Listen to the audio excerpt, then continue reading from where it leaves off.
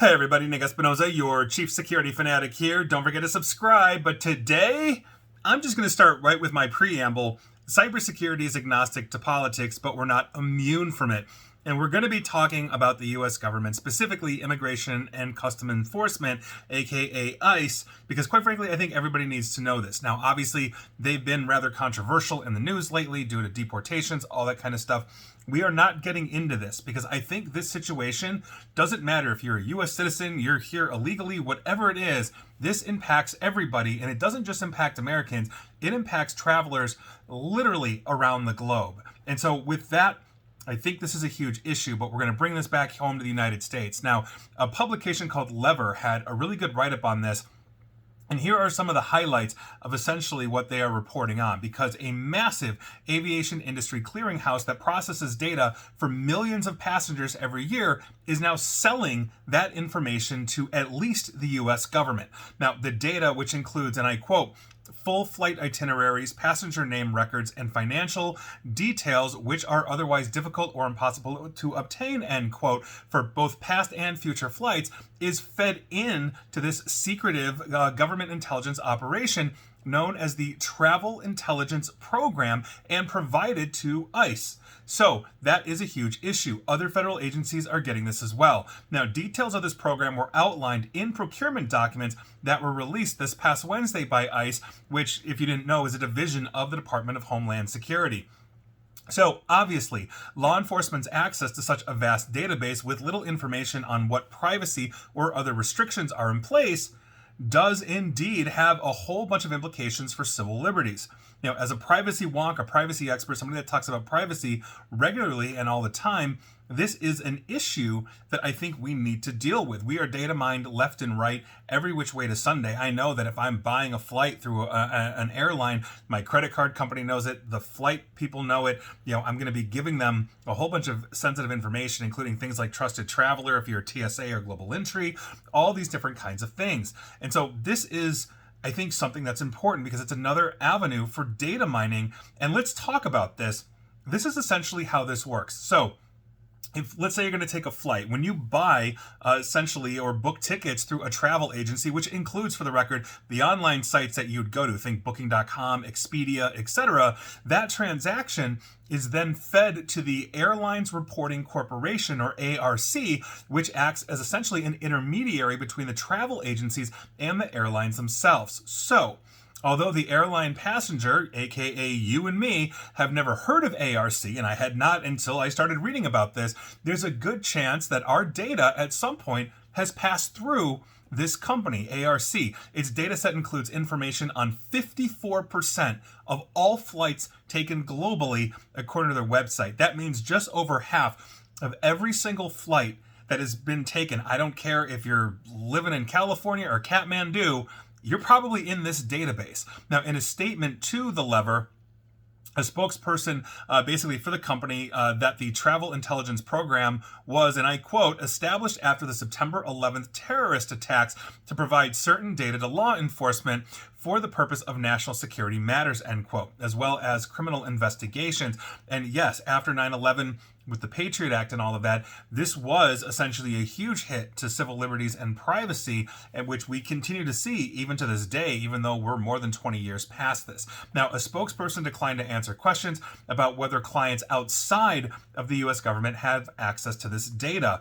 So, in other words, there could be a whole bunch of different countries in the world that are getting access to U.S. citizen data in the same way that very possibly the U.S. government is getting access to citizen data outside of the country, meaning citizens of other countries, not just the United States.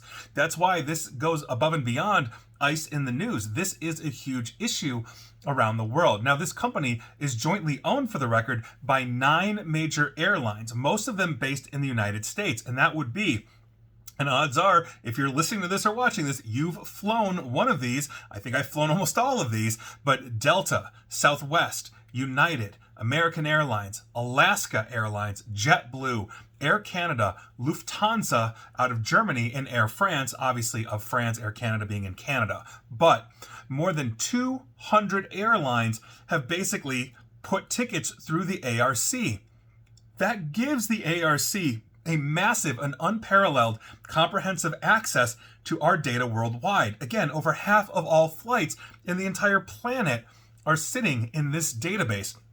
So, the company claims to manage the database in partnership with the International Air Transport Association, which is a primary lobbyist group for airlines, and I'm assuming it's not just here because they're international, but this is an issue. So, the Airline Reporting Corporation, again ARC, has for many years provided commercial access to high-level data, offering things like travel trend reports and transaction data for a price. In other words, you can buy it from them. But several experts that were interviewed by the level said they had no idea that they were providing this data to the government and more. And also, for the record, federal law enforcement has other ways to access flight data, of course. So already U.S. Customs and Border Protection demands airlines hand over passenger records for every flight that passes the United States.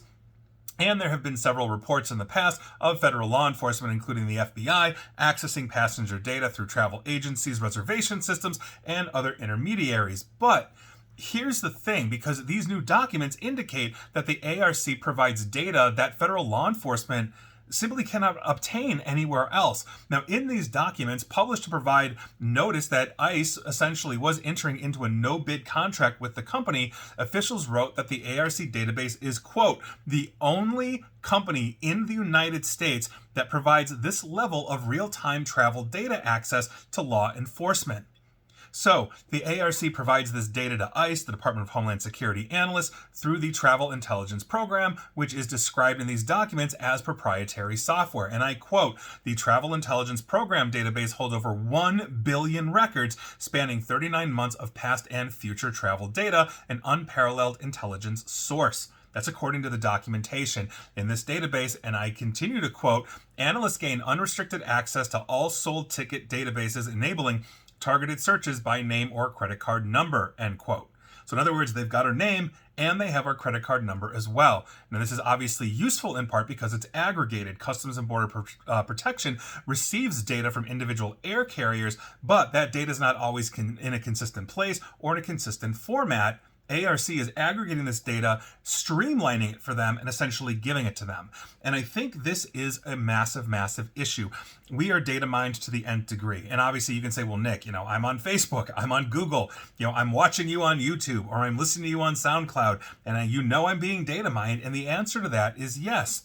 But at some point, we really have to understand just how far this rabbit hole goes and really make an effort to ensure that this changes, especially here in the United States. We are being left behind several other modern countries due to lack of privacy laws. There is legal recourse in other countries for what is happening here, where we have virtually none. So the European Union has GDPR, Canada has PIPEDA, and on and on and on. And you can argue what level of teeth they do and do not have. For example, Brazil turns it up to 11. They will jail executives, which is why Facebook no longer has an office there. But these are things that we really have to start taking seriously, because we can go through a data breach, but we also have to understand our data ages, and it ages sometimes very fast. We can potentially change addresses, change phone numbers, change our data over time. And by virtue of that, it goes stale. And so if we are consistently feeding basically privacy violations that are our data to a government or anything else, that is of deep concern. So I don't care what you are on the political spectrum, the right to privacy should be sacrosanct for everybody. We all have that right. We all have that need. And quite frankly, the laws need to keep up here in the United States in the way that other forward-thinking governments are essentially trying to keep up with it as fast as they can, because technology changes faster than regulation can keep up, but we have to be forward-thinking. So I'll leave it at that. I am not a fan of this. Nobody should be a fan of this. And again, I don't care what your political beliefs are. This impacts everybody. And here we go. I travel very frequently for work. I have been in this database probably for years and years and years, and will continue to be so. And I'm not a fan of that. And you shouldn't be either for yourself.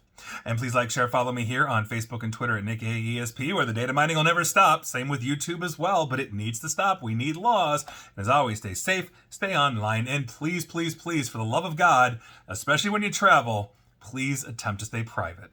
Take care.